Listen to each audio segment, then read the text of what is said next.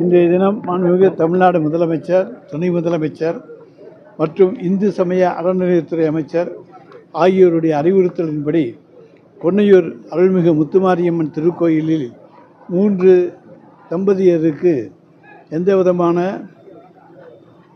கட்டணங்கள் எதுவும் இல்லாமல் அவர்களுக்கான சீர்வரிசை போன்றவற்றை எல்லாம் செய்து அந்த திருமண நிகழ்ச்சி என்பது நடத்தி வைக்கப்பட்டிருக்கிறது.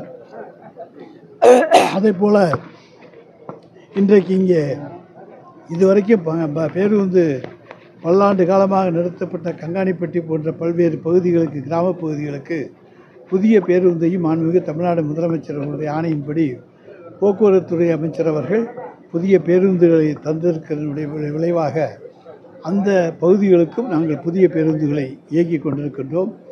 விரைவிலேயே திருச்செந்தூருக்கும் அதே போல் கோயம்புத்தூர், சேலம் போன்றவற்றுக்கும் பேருந்துகள் வேண்டும் என்கிற கோரிக்கையை வைத்திருக்கிறோம்.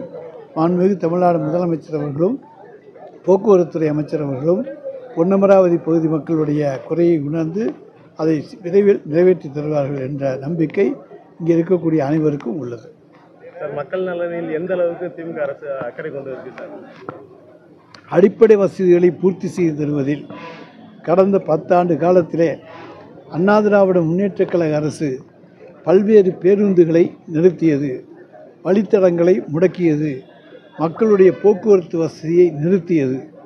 ஆனால் மாண்புமிகு தமிழ்நாடு முதலமைச்சர் அவர்கள் பேருந்து வசதிகளை அதிகரித்தார், புதிய பேருந்து வசதிகளை உருவாக்கி தந்தார். இத்தனைக்கு மேலாக அவர்கள் எந்த விதமான கட்டணமும் செலுத்தாமல் விடியல் பேருந்து என்று அவர்களுக்கான பேருந்தாக அந்த பேருந்தை உருவாக்கி தந்தார். நகர பேருந்துகளிலே கட்டணம் இல்லாமல் அவர்கள் பயணம் செய்கின்ற வாய்ப்பை உருவாக்கி தந்து போக்குவரத்து துறையிலே ஒரு மறுமலர்ச்சியை உருவாக்கி இருக்கிற தலைவர் தான் மாண்புமிகு தமிழ்நாடு முதலமைச்சர் அவர்கள். இன்றைக்கு ஒரு பஸ் ஒழுங்காக செல்ல வேண்டும், ஒரு போக்குவரத்து பேருந்து ஒழுங்காக செல்ல வேண்டும் என்று சொன்னால் சாலைகள் நன்றாக இருக்க வேண்டும். அதற்காக கிராம சாலைகள் திட்டத்தை கொண்டு வந்து இன்றைக்கு தமிழகத்தினுடைய பல்வேறு பகுதிகளிலே கிராம சாலைகள் திட்டம் மூலமாக ஒரு 500 பேர் 1000 பேர் இருக்கக்கூடிய பகுதிகளுக்கு கூட போக்குவரத்து வசதியை உருவாக்கி தந்திருக்கிற தலைவர் மாண்புமிகு தமிழ்நாடு முதலமைச்சர் அவர்கள். இதுக்காக எல்லாத்தையும் செஞ்சிட்டோம்னு சொல்ல முடியாது. அதிகமான அளவுக்கு செய்திருக்கிற அரசு தலைவர் தளபதியினுடைய அரசு. இதில் மிக மிக குறைந்த அளவு வசதிகளை செய்த அரசு எடப்பாடியினுடைய அரசு. இதுதான் அந்த அரசுக்கு இந்த அரசுக்கும் உள்ள வித்தியாசம். குற்றச்சாட்டு சொல்லிட்டு இருக்காரு சார், அந்த காவலர் இறப்புக்கு வந்து சாரி கேட்குறாங்க அப்படின்னு சொல்லி ஒரு குற்றச்சாட்டு சொல்லியிருக்காரு சார். என்னென்ன சாரி கேட்டிருக்காருல்ல சார் எடப்பாடி பழனிசாமி வந்து சாரி ஒரு குற்றச்சம்பவம் நடந்த பிறகு அந்த குற்றச்சம்பவம் வருந்தத்தக்க ஒன்று, ஏற்றுக்கொள்ள முடியாத ஒன்று. அந்த குடும்பத்திலே சென்று அவர்களிடத்திலே வருத்தம் தெரிவிப்பது, அவர்களை ஆறுதல் படுத்துவது, தேர்தல் படுத்துவது என்பது அவர்களுடைய தமிழர்களுடைய வாடிக்கை பண்பாடு. இது நம்முடைய தமிழ்நாடு முன்னாள் முதலமைச்சராக இருந்த இன்றைய அண்ணா திராவிட முன்னேற்றக் கழகத்துடைய தலைவர் பழனிசாமிக்கு இந்த பண்பாடு இதுவெல்லாம் தெரியாது. மாண்புமிகு தமிழ்நாடு முதலமைச்சர் அவர்கள் பாதிக்கப்பட்ட அந்த குடும்பத்துக்கு ஆறுதல் சொல்லி வருத்தம் தெரிவித்திருக்கிறார்.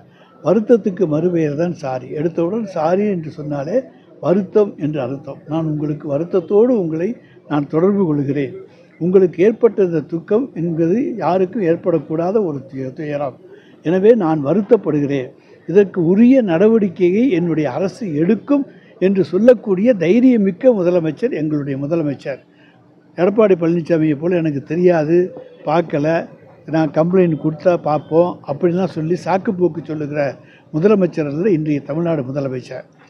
எதையும் துணிச்சலோடு எதிர்கொள்ளக்கூடிய ஒரு முதலமைச்சர் எங்களுடைய முதலமைச்சர். எனவே தான் அவர்களுக்கு வருத்தம் தெரிவித்தது என்ன தவறு இருக்குது, தமிழனுடைய பண்பாடு அது அவருக்கு தெரியாது. இவருக்கு எடப்பாடி பழனிசாமிக்கு தெரியாது. தொடர்ந்து குற்றச்சாட்டு சொல்லிக்கிட்டே இருக்காரு சார் எடப்பாடி பழனிசாமி வந்து திமுக அரசு மேலே தொடர்ந்து குற்றச்சாட்டு சொல்லிக்கிட்டே இருக்காரு. ஆதாரம் இல்லாத குற்றச்சாட்டுக்களை அள்ளி விடலாம், அதுக்காக நாங்கள்லாம் இது பண்ண முடியாது. ஆதாரத்தோடு எந்த குற்றச்சாட்டுக்களை சொன்னாலும் உடனடியாக பதிலடி உடனடியாக அவருக்கு தரப்பட்டு கொண்டிருக்கிறது. பல்வேறு அமைச்சர்கள், எங்களுடைய தலைமை கழக நிர்வாகிகள் எல்லோருமே எடப்பாடிக்கு அவர் ஆதாரம் ஏதாவது இருந்து சொன்னார் என்று சொன்னால் அது ஆதாரம் பொய்யானது என்பதை நிரூபிக்கின்ற வகையிலே பதிலடி கொடுத்து கொண்டிருக்கிறோம். தமிழ்நாட்டில் வந்து 4 ஆண்டு சாதனைகளாக வந்து பொதுமக்கள் பார்க்கறது என்ன சார்? 4 ஆண்டு சாதனை என்பது இதுவரை இந்தியாவிலே எந்த மாநிலத்திலும் இல்லாத அளவுக்கு மகளிருக்கான விடியல் பேருந்து, கட்டணம் இல்லாமல் இன்றைக்கு அவர்கள் பயணம் செய்கிறார்கள். அவர்களுக்கான உரிமை தொகை இதுவரை கிடைக்காத ஒன்று. தமிழ் புதல்வன் திட்டம், புதுமை பெண் திட்டம், அதேபோல் இல்லம் தேடி கல்வி திட்டம் மூலமாக இடைநிற்றல் கல்வியை தடுத்து அவர்களை எல்லாம் உயர்கல்வியிலே கொண்டு வந்து சேர்த்திருக்கிற திட்டம். நான் முதல்வன் திட்டத்தின் மூலமாக இன்றைக்கு தமிழகத்தினுடைய IAS IPS அதிகாரிகளுடைய எண்ணிக்கையை 58க்கு மேலாக உயர்த்தியிருக்கிற ஒரு முதலமைச்சர் தான் மாண்புமிகு தமிழ்நாடு முதலமைச்சர் அவர்கள். இதைப்போல எண்ணற்ற பல திட்டங்கள், மருத்துவத்துறையாக இருக்கட்டும், கல்வித்துறையாக இருக்கட்டும், எந்த துறையாக இருந்தாலும் ஒவ்வொன்றிலும் ஒரு முத்திரை பதித்திருக்கிற ஒரு முதலமைச்சர் நம்முடைய முதலமைச்சர். 5 காவலருடைய குடும்பங்கள் வந்து போராட்டம் நடத்துனாங்க. அதை என்ன 5 காவலரோட குடும்பம் வந்து போராட்டம் பண்ணாங்க. அதாவது உப்பு தின்னவன் தண்ணி குடிச்சாகணும் இல்லையா? அதுபோல் தப்பு தின்னவன், தப்பு செய்தவன் வருத்தப்பட்டு தான் ஆக வேண்டும். அவர்கள் தவறு செய்திருக்கிறதுக்கான ஆதாரங்கள் இருந்தால் அவர்கள் உரிய தண்டனைக்கு அனுபவித்தான் ஆக வேண்டும். அதை தீர்மானிக்க வேண்டியது நாங்கள் அல்ல, நீதிமன்றம்.